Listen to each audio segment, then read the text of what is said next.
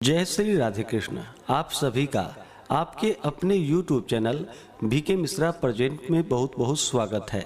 आइए आज आप सब सुनेंगे श्रावण मास शुक्रवार के दिन किए जाने वाले जीवंतिका व्रत की कथा, जीवंतिका माता की कथा। तो बोलिए प्रेम से जीवंतिका माता की जय, भगवान भोलेनाथ की जय, माता पार्वती की जय, सर्वदेवी देवता की जय। ईश्वर बोले कि हे सनत कुमार, अब मैं शुक्रवार व्रत का आख्यान कहता हूँ, जो कि श्रावण मास की शुक्रवार के दिन इस व्रत को धारण किया जाता है, जिसे सुनकर मनुष्य संपूर्ण आपदा से मुक्त हो जाता है। इससे संबंधित एक प्राचीन इतिहास का मैं वर्णन करता हूँ। पांड्य वंश में उत्पन्न एक सुशील नामक राजा था। अत्यधिक प्रयत्न करने पर भी उसे पुत्र प्राप्त नहीं हो सका। उसकी सर्वगुण संपन्न सुकेशी नामक भार्या थी। जब उसे संतान न हुई तब वह बड़ी चिंता में पड़ गई। तब स्त्री स्वभाव के कारण अति साहसयुक्त मन वाली उसने मासिक धर्म के समय प्रत्येक महीने में वस्त्र के टुकड़ों को अपने उदर पर बांधकर उदर को बड़ा बना लिया और अपनी प्रसूति का अनुकरण करने वाली किसी अन्य गर्भिणी स्त्री को ढूंढने लगी। भावी देव योग से उसके पुरोहित की पत्नी गर्भिणी थी। तब कपट करने वाली राजा की पत्नी ने किसी प्रसव कराने वाली को इस कार्य में लगा दिया और उसे एकांत में बहुत धन देकर वह रानी चली गई। उसके बाद रानी को गर्भिणी जानकर राजा ने उसका पुंसवन और अनवलोभन संस्कार किया। 8वां महीना होने पर सीमंतु नयन संस्कार के समय राजा अत्यंत हर्षित हुआ। इसके बाद उस पुरोहित पत्नी का प्रसव काल सुनकर वह रानी भी उसी के समान सभी प्रसव संबंधी चेष्टाएं करने लगी।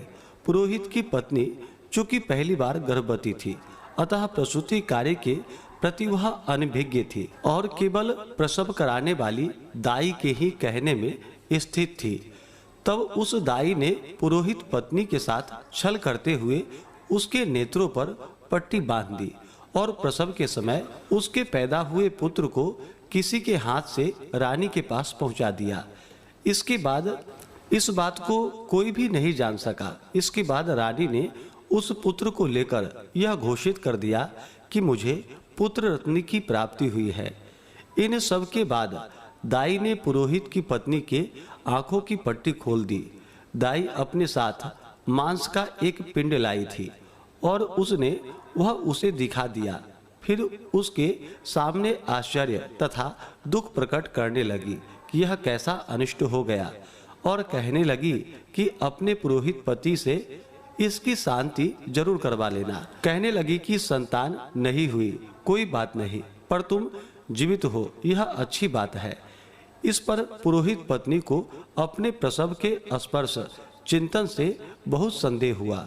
ईश्वर बोले, राजा ने पुत्र जन्म का समाचार सुन जात कर्म संस्कार कराया और ब्राह्मणों को हाथी, घोड़े तथा रत्न आदि प्रदान किए। राजा ने कारागार में पड़े सभी कैदियों को प्रसन्नता पूर्वक मुक्त कर दिया।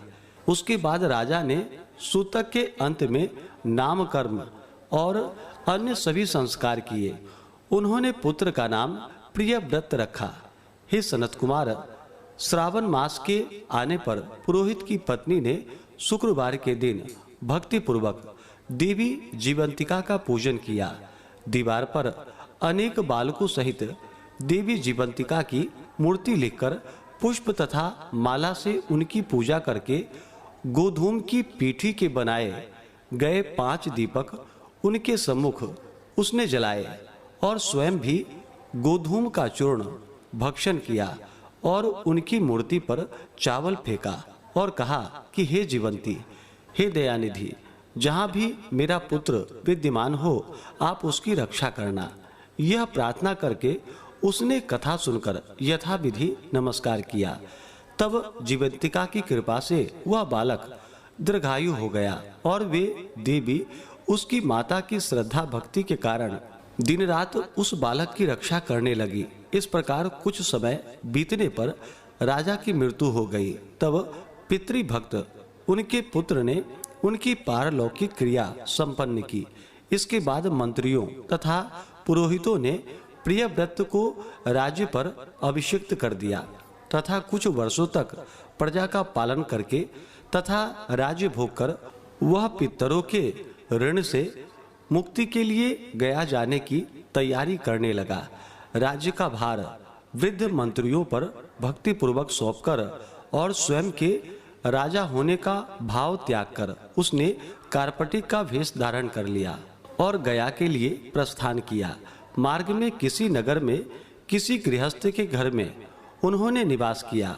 उस समय उस गृहस्थ की पत्नी को प्रसव हुआ था। इसके पहले षष्ठी देवी ने उसके 5 पुत्रों को उत्पन्न होने के 5वें दिन मार दिया था। यह राजा भी उस समय 5वें दिन ही वहां गया हुआ था। रात में राजा के सो जाने पर उस बच्चे को ले जाने के लिए षष्ठी देवी आई। जीवंतिका देवी ने उस षष्ठी देवी को यह कहकर रोका कि राजा को लांघ कर मत जाओ। तब जीवंतिका के रोकने पर वह षष्ठी जैसे ही आई थी वह वैसे ही चली गई। इस प्रकार उस गृह स्वामी ने उस बालक को 5वें दिन जीवित रूप में प्राप्त किया। ये लोग इतने प्रभाव वाले हैं, यह देखकर उस गृहस्थ ने राजा से प्रार्थना की कि हे राजन, आपका निवास आज के दिन मेरे ही घर में हो। हे प्रभु, आपकी कृपा से मेरा यह 6ठा पुत्र जीवित रह गया है। उसके इस प्रकार प्रार्थना करने पर वह करुणानिधि उस राजा ने कहा कि मुझे तो गया जाना है। तब राजा गया के लिए प्रस्थान कर गए। वहां पिंडदान करते समय विष्णुपद वेदी पर कुछ अद्भुत घटना हुई। उस पिंड को ग्रहण करने के लिए 2 हाथ निकलकर आए। तब महान विस्मय युक्त राजा संशय में पड़ गए और पुनः पिंडदान कराने वाले ब्राह्मण के कहने पर उन्होंने विष्णुपद पर पिंड रख दिया। इसके बाद उन्होंने किसी ज्ञानी तथा सत्यवादी ब्राह्मण से इस विषय में पूछा। तब उस ब्राह्मण ने उससे कहा कि ये दोनों हाथ आपके पितर के थे। इसमें संदेह हो तो घर जाकर अपनी माता से पूछ लीजिए, वह बता देगी। तब राजा चिंतित तथा दुखी हुए और मन में अनेकों बातें सोचने विचारने लगे। वे यात्रा करके पुनः वहां गए जहां वह बालक जीवित हुआ था। उस समय भी उस स्त्री को पुत्र उत्पन्न हुआ था और वह उसका 5वां दिन था।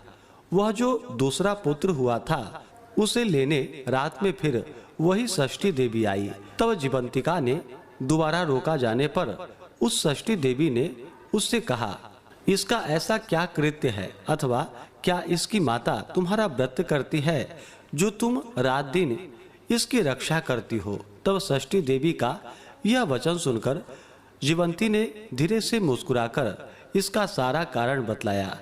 उस समय राजा शयन का बहाना बनाकर वास्तविकता जानने के लिए जाग रहा था। अतः उन्होंने जीवंती और षष्ठी दोनों की बातचीत सुन ली। जीवंती ने कहा कि हे षष्ठी, श्रावण मास में शुक्रवार को इसकी माता मेरे पूजन में रत रहती है और व्रत के संपूर्ण नियम का पालन करती है। वह सब मैं आपको बतलाती हूँ। वह हरे रंग का वस्त्र तथा कुंचुकी नहीं पहनती और हाथ में उस रंग की चूड़ी भी नहीं धारण करती। वह चावल के धोने के जल को कभी नहीं लांघती, हरे पत्तों के मंडप के नीचे नहीं जाती और हरे वर्ण का होने के कारण करेले का शाक भी वह नहीं खाती है। यह सब वह मेरी प्रसन्नता के लिए करती है, अतः मैं उसके पुत्र को किसी को मारने नहीं दूंगा। यह सब सुनकर राजा प्रियव्रत अपने नगर को चले गए। उनके देश के सभी नागरिक स्वागत के लिए आए। तब राजा ने अपनी माता से पूछा कि हे माता, क्या तुम जीवंतिका देवी का व्रत करती हो? इस पर उसने कहा कि मैं तो इस व्रत को जानती भी नहीं हूँ। उसके बाद राजा ने गया यात्रा का समुचित फल प्राप्त करने के लिए ब्राह्मणों तथा सुवासिनी स्त्रियों को भोजन कराने की इच्छा से उन्हें आमंत्रित किया और व्रत की परीक्षा लेने के लिए सुवासिनियों को वस्त्र, कंचुकी तथा कंकण भेजकर कहलाया कि आप सभी को भोजन के लिए राजभवन में आना है। तब पुरोहित की पत्नी ने दूत से कहा कि मैं हरे रंग की कोई भी वस्तु कभी ग्रहण नहीं करती हूँ। राजा के पास आकर दूत ने उसके द्वारा कही गई बात राजा को बतला दी। तब राजा ने उसके लिए सभी रक्त वर्ण के शुभ परिधान भेजे। वह सब धारण करके वह पुरोहित पत्नी भी राजभवन में आई। राजभवन के पूर्वी द्वार पर चावलों के धोने का जल पड़ा देखकर और वहां हरे रंग का मंडप देखकर वह दूसरे द्वार से गई। तब राजा ने पुरोहित की पत्नी को प्रणाम करके इस नियम का संपूर्ण कारण पूछा। इस पर उसने इसका कारण शुक्रवार का व्रत बतलाया। उस प्रिय व्रत को देखकर उसके दोनों स्तनों में बहुत दूध निकलने लगा। दोनों वक्ष स्थलों से उस राजा को दुग्ध की धाराओं से पूर्ण रूप से सिंचित कर दिया। तब गया में विष्णुपदी पर निकले दोनों हाथों जीवंतिका तथा षष्ठी दोनों देवियों के वार्तालाप तथा पुरोहित पत्नी के स्तनों से दूध निकलने के द्वारा राजा को विश्वास हो गया कि मैं इसी का पुत्र हूँ। उसके बाद पालन पोषण करने वाली माता के पास जाकर विनम्रता पूर्वक उन्होंने कहा कि हे माता, डरो मत, मेरे जन्म का वृतांत सत्य सत्य बता दो। यह सुनकर सुंदर केशों वाली रानी ने सब कुछ सच में बता दिया। तब प्रसन्न होकर उन्होंने जन्म देने वाले अपने माता पिता को नमस्कार किया और संपत्ति से वृद्धि को प्राप्त कराया। वे दोनों भी परम आनंदित हुए।